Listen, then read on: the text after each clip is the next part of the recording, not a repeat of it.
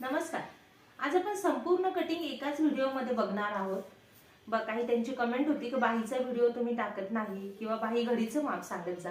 पण बाही घडीचं माप म्हणजे आपल्या छातीचा चौथा भाग हे माप लक्षात ठेवा. किंवा ज्या त्यांना बाही जोडताना कमी पडते त्यांनी बाही छातीचा चौथा भाग अधिक अर्धा इंच शिलाई मार्जिन एक्स्ट्रा एवढंच माप घ्यायचं आहे. त्यापेक्षा बाही घडीच्या मापामध्ये काहीही बदल करायचा नाही. आज आपण इथे 42 छातीच्या मापाचं मद्रास कटोरीचं कटिंग पूर्ण शिकणार आहोत. त्यासाठी इथे घडीचा पेपर घेतलेला आहे. यात आपण मागचा भाग पुढचा भाग दोन्ही भाग सोबत काढणार आहोत. आता पॅटर्न बनवताना सुरुवातीला आपण इकडनं 2 इंच अंतर आधी सोडून देणार आहोत आणि मग बाकीचं पॅटर्न बनवणार आहोत. सोडलेलं अंतर हे फक्त पुढच्या भागासाठी असणार आहे, मागच्या भागासाठी नाही. पट्टीने हे आखून घेऊया.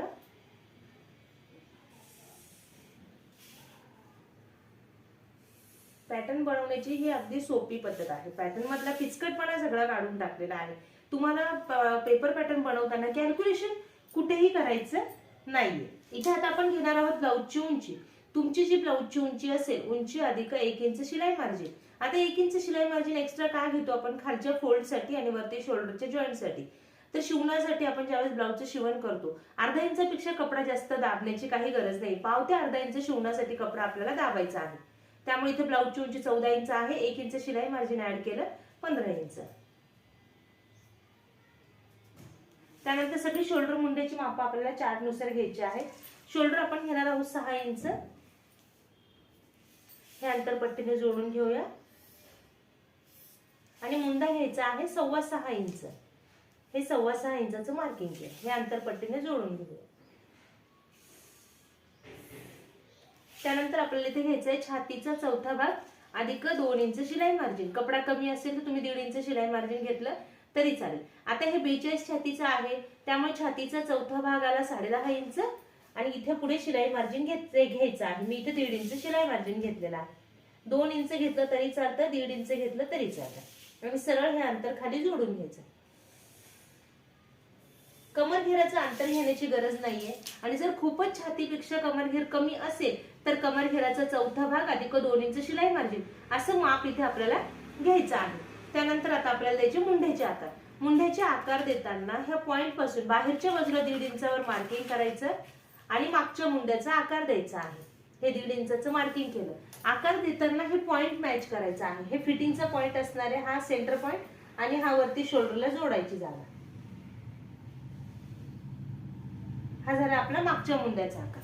पुढच्या मुंड्याच्या आकारासाठी ह्या पॉइंट पासून 1 इंचचं मार्किंग केलं, इकडे 1 इंचचं मार्किंग करायचं. मग शोल्डर पासून हे जे मार्किंग केलेलं अंतर आहे त्याचं आपल्याला मध्य करायचं आहे आणि मध्यापासून 1/2 इंच मध्ये घेऊन आपल्याला हा पुढच्या मुंड्याचा आकार द्यायचा.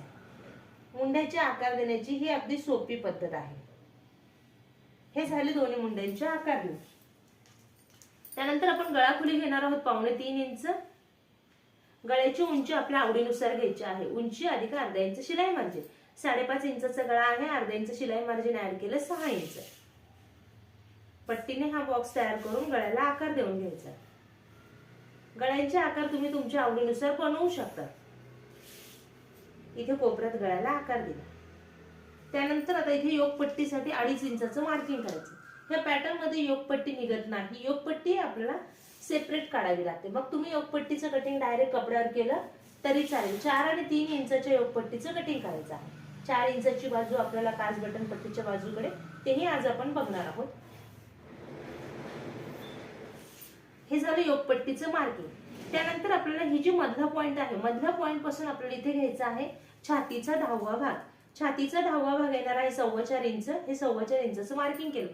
हे जे मार्किंग केलेलं आहे त्याच्या सरळ वरती शोल्डर पासून आपल्याला इथे मार्किंग घ्यायचं आहे छातीचा चौथा भाग.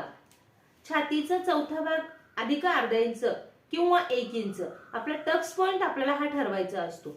मग काय होतं, कप साईज नुसार आपल्याला हा टक्स पॉइंट ठरवायचा आहे. आता इथे आपण घेणार आहोत छातीचा चौथा भाग. आता छातीचा चौथा भाग आलेला आहे 10.25 इंच. त्यात आपण अर्धा इंच ऍड केलेला आहे म्हणजे 11.25 इंचाचं हे मार्किंग आलेलं आहे. इथे आपण टक्स पॉइंटची ही रेषा देऊन घेणार. आता हे टक्स पॉइंटची रेषा आपल्याला मद्रास कटोरीचा जो टक्स आहे त्याचं परफेक्ट मार्किंग कुठल्या ठिकाणी आलं पाहिजे त्यासाठी आपल्याला हे रेषेचं मार्किंग करायचं आहे. त्यानंतर ह्या पॉइंट पासून बाहेरच्या बाजूला इकडे 1 इंचाचं मार्किंग करायचं आणि गळ्यापासून इकडे तिरकस रेष देऊन घ्यायची, हे अशा पद्धतीने. त्यानंतर आपला कमरघेर जो असेल तर कमरघेराचा चौथा भाग हे अंतर आपल्याला इथे मोजायचं आहे. आता 36 इंच कमरघेर आहे, मग कमरघेराचा चौथा भागाला 9 इंच, हे 9 इंच. मग पुढे इथे किती अंतर उरलेलं आहे? 2 इंच. मग आपल्याला ह्या टक्सचं मार्किंग कसं शोधायचं आहे? तर ह्या टक्स इकडे जेवढं अंतर सोडलेलं आहे तेवढं आपण हा इथे टक्स कटिंग करणार आहोत, हे लक्षात घ्या. अशानुसार आपल्याला ह्या टक्सचं कटिंग करायचं आहे, म्हणजे इथला पफ व्यवस्थित पडतो आणि कमरघेराचं अंतर सोडून बरोबर इथे कपडा शिल्लक राहतो. त्यानंतर ह्या पॉइंट पासून खालच्या बाजूला इकडे 1 इंचाचं मार्किंग करायचं. आता हे सगळे मार्किंग जोडून घेऊया. हे जे वरती आपण मार्किंग केलेलं होतं ते जोडून घ्यायचं आधी, आणि हे जे आपण 1 इंच मार्किंग केलेलं आहे ते इकडे योगपट्टीच्या रेषेला जोडून घ्यायचं, म्हणजे हा टक्स पूर्ण खाली जोडून घ्यायचा.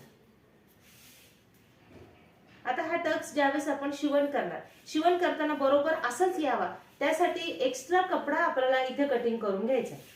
एक्स्ट्रा कपडा कटिंग केल्यामुळे शिवण आपलं बरोबर ह्या ठिकाणी आलं पाहिजे, हे लक्षात ठेवायचं आहे. हे अशा पद्धतीने पॅटर्नचं कटिंग करायचं आणि योगपट्टीला गोलवा देण्यासाठी ह्या पॉइंट पासून वरती पुन्हा 1 इंचाचं मार्किंग करायचं आहे आणि इथून योगपट्टीचा अलगद गोलाकार द्यायचा आहे, म्हणजे योगपट्टी बसताना व्यवस्थित बसते, छातीवर चढत नाही. आता याचं कटिंग करून घेऊया आणि मग आपण योगपट्टी आणि बाहीचं कटिंग बघूया आणि कपड्यावर हे पॅटर्न ठेवायचं कसं हे पण फार महत्त्वाचं आहे, तेही बघणार आहोत. नवीन बघणाऱ्यांनी जर अजून चॅनलला सबस्क्राईब केलेलं नसेल तर चॅनलला सबस्क्राईब करून नवनवीन व्हिडिओच्या अपडेटसाठी बेल आयकॉन ऑलला क्लिक करा आणि व्हिडिओला लाईक करून जास्तीत जास्त शेअर करा.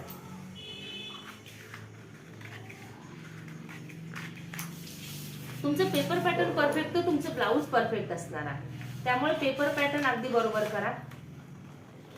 शक्यतो डायरेक्ट कपड्यावर कटिंग करायचं नाही, पेपरवर कटिंग करायचं आणि मग कपडा कटिंग करायचं. आता आपण हे जे साईडला 2 इंच अंतर वाढवलेलं होतं ते मागच्या भागात आपल्याला नको, त्याचं आपण आता कटिंग करून घेऊया आणि मग बाकीचं पॅटर्न कट करायचं आहे.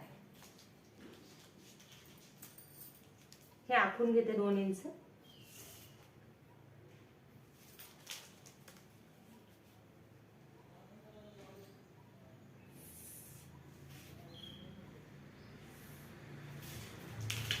अगदी शाळा न शिकलेल्या ताई पण कटिंग करून शिवू शकतात, अशी ही आपली शिकवण्याची पद्धत आहे. व्हिडिओ बघत असतानाही तुम्हाला अजून काही अडचण येत असेल तर कमेंट करा, तसं आपण पुढचा व्हिडिओ नक्की बनवूया. आता इथे पुन्हा आपण गळाखुलीचं अंतर घेऊया. गळाखुली आपण घेतली होती 3.25 इंच. गळ्याची उंची आपल्या आवडीनुसार घ्यायची, उंची अधिक अर्धा इंच शिलाई मार्जिन. 9 इंचचा गळा आहे, अर्धा इंच शिलाई मार्जिन ऍड केलं 9.5 इंच. इथे हा पट्टीने बॉक्स तयार करायचा, म्हणजे पूर्ण वरती तुम्हाला गळ्यापर्यंत आकार देण्याची गरज पडत नाही, फक्त कोपऱ्यात आकार दिला तरी तुमचा आकार अगदी वरतीपर्यंत व्यवस्थित गोल तयार होतो. इथे कोपऱ्यात फक्त आकार दिला हा तरी तुमचा हा आकार अगदी परफेक्ट आणि छान तयार होतो. हा टक्स आपण आडवा घेणार आहोत 4.5 इंचाचा आणि उभा टक्स गळ्यापेक्षा 5 इंचाने कमी घेणार आहोत. उभा टक्स आपण 4.5 इंचाचा घेणार आहोत. हे टक्सचं मार्किंग करून घेऊया आणि ह्या टक्सचं शिवण करताना पूर्ण शिवण आपल्याला करायचं आहे 1 इंच, म्हणजे दोन्ही बाजू अर्धा इंच. याचं कटिंग करून घेऊया. गळे तुमच्या आवडीनुसार वेगवेगळे तुम्ही बनवू शकता. कॅनव्हासचे गळे जर बनवायचे असेल तर पेपरवर कटिंग करू नका, कपड्यावर कटिंग केल्यानंतर आपल्याला कटिंग करायचं असतो. हे झालं मागच्या भागाचं पॅटर्न तयार. आता आपण पुढच्या भागाचं कटिंग करून घेऊया.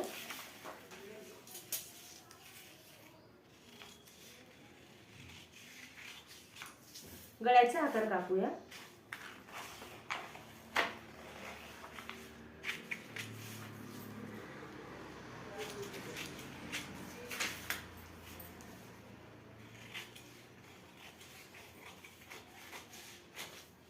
हा जो आपण टक्स केलेला आहे तो अशा पद्धतीने एक्स्ट्रा इथेच पेपरवर कट करून घ्या आणि शिवण करताना मात्र आपण जे मार्किंग केलेलं आहे त्यावर आपल्याला त्याचं शिवण करायचं आहे. हे झालं पुढच्या भागाचं कटिंग. फक्त कपड्यावर ठेवण्याची पद्धत याची थोडी वेगळी आहे, ते पण आपण बघूया. आता याचं योगपट्टीचं आणि बाहीचं कटिंग बघूया. आता इथे आपण योगपट्टीचं कटिंग बघणार आहोत. आडवा अंतर घेताना कमरघेराचा चौथा भाग अधिक 2 इंच शिलाई मार्जिन. आता कमरघेर आहे 36 इंच, 9 इंच आणि 2 इंच शिलाई मार्जिन ऍड केलं किंवा 1.5 इंच हे इथे घ्यायचं आहे. इकडे 3 इंचाचं मार्किंग करायचं, इकडे 3 इंचाचं मार्किंग करायचं, दोन्ही बाजूला 3-3 इंचाचं मार्किंग करायचं. हे अंतर जोडून घ्यायचं. योगपट्टी कटिंगची पद्धत सोपी आहे, हे तुम्ही डायरेक्ट कपड्यावर करू शकता. फक्त योगपट्टीचा आकार व्यवस्थित द्या, म्हणजे तुमची योगपट्टी छातीवर चढणार नाही. इथून पुन्हा 1 इंच वरती घ्यायचं आणि ह्या रेषेच्या अलगद खालून आपल्याला हा योगपट्टीचा आकार द्यायचा आहे. आता ही जी मोठी बाजू आहे, म्हणजे जी 4 इंचाची बाजू आहे, ती ब्लाऊजला शिवताना आपल्याला काच बटन पट्टीच्या बाजूकडे जोडायची आणि ही कमी जी बाजू आहे 3 इंचाची, ती आपल्याला फिटिंगच्या बाजूकडे आली पाहिजे, हे लक्षात घ्या. नवीन शिकणाऱ्या ताईंकडनं फक्त उलट सुलट व्हायला नको, हे लक्षात असू द्या. आता हे झालं योगपट्टीचं कटिंग. आता आपण बाहीचं कटिंग बघूया. इथे मी हा घडीचा पेपर घेतलेला आहे. घडीच्या बाजूला आपल्याला घ्यायची आहे बाही लांबी अधिक शिलाई मार्जिन. बाही लांबी आहे 6 इंच, 1 इंच शिलाई मार्जिन ऍड केलं 7 इंच. अस्तरचं ब्लाऊज असेल तर 1 इंच शिलाई मार्जिन ऍड करायचं आहे आणि बिना अस्तराचं असेल तर 1.5 ते 2 इंच करायचं, कारण आपल्याला खालच्या फोल्डसाठी लागणारा कपडा आणि वरती जोड देण्यासाठीचा लागणारा कपडा, त्यानुसार आपल्याला हे शिलाई मार्जिन ठरवायचं असतं. त्यानंतर इथे छातीचा चौथा भाग हे माप घ्यायचं. आता 42 छातीचा आहे, त्यामुळे छातीचा चौथा भाग आला 10.5 इंच. हे 10.5 इंचाचं मार्किंग केलं, हे अंतर जोडून घ्यायचं. बाही कटिंगची ही अगदी सोपी पद्धत आहे. बाही जोडण्याला कुठे कमी पडत नाही किंवा बाहीला फुगा वगैरे सुद्धा येत नाही. हे जे आपण छातीचा चौथा भाग घेतलेला आहे त्याचा मध्य करायचा आहे आणि मध्यापासून आपल्याला हा 3 इंचाचा बॉक्स बनवायचा. बाहीच्या लांबीनुसार आपल्याला ह्या बॉक्सची उंची बदलायची असते. हा 3 इंचाचा बॉक्स बनवला, त्याचे समान 3 भाग केले. 5 इंचापासून पुढच्या लांबीसाठी आपल्याला हा बॉक्स 3 इंचाचा बनवायचा आहे. आता हा बॉक्स द्यायचा आणि आकार येण्यासाठी आपल्याला हे पॉइंट घ्यायचे आहे. इकडनं 1.5 इंचाचं मार्किंग केलं फिटिंगच्या बाजूकडनं, घडीच्या बाजूकडनं 1.5 इंचाचं मार्किंग केलं. आता हे सगळे पॉइंट जोडायचे म्हणजे बाहीचा आकार होतो. हा पॉइंट मॅच केला आणि इथे जोडला. आता ही जी बाजू आहे ही ब्लाऊजला जोडताना मागच्या बाजूला आली पाहिजे आणि हा खोलगट भाग असणारी बाजू ही ब्लाऊजला पुढच्या बाजूला जोडायची आहे. त्यानंतर इथे पूर्ण दंडघेराच्या निम्मा अधिक 2 इंच शिलाई मार्जिन. आता 14 इंच पूर्ण दंडघेर आहे, त्याच्या निम्मा आला 7 इंच आणि त्यात आपण 2 इंच शिलाई मार्जिन ऍड केलं. अशा पद्धतीने 9 इंच हे मुंढ्यातून इथे जोडून घ्यायचं. आता याचं कटिंग करून घेऊया.